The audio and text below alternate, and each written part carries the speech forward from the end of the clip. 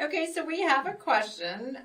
We have one question in about some really ugly cardinals at the feeders lately. Like they're missing feathers and looking a little diseased.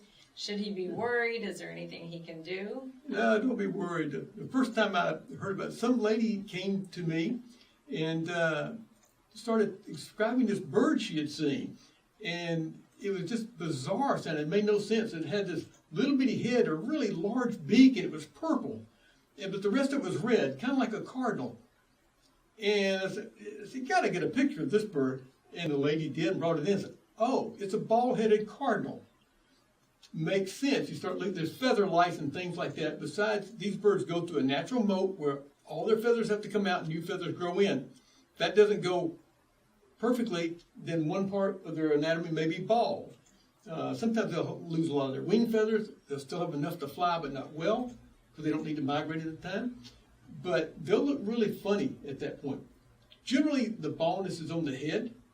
Maybe a combination of molting and feather lice. They'll be fine. It doesn't appear to bother them. They just look really strange for a while. Do all wild birds do that? Because I notice it mostly with cardinals. I don't notice it with my bluebirds and that sort of thing. It's more noticeable with cardinals. I don't know why, but every bird tends to molt every year, some more than once.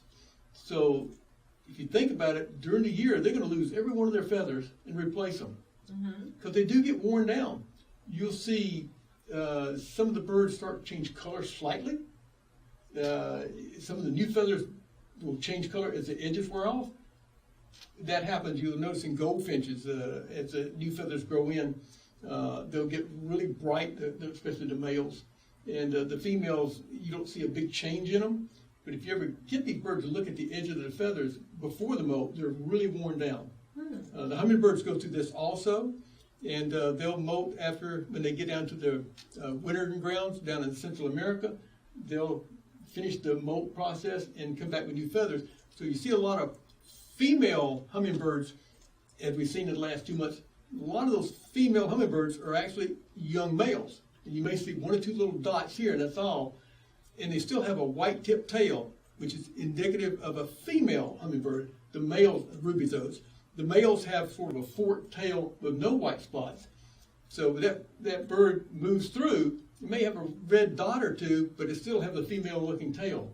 When it comes back up here next year, it'll be a full male with a full gorget feathers in and a male tail with no white feathers. It would have lost all of them and changed. Yeah, it is amazing to see all the changes that they go through.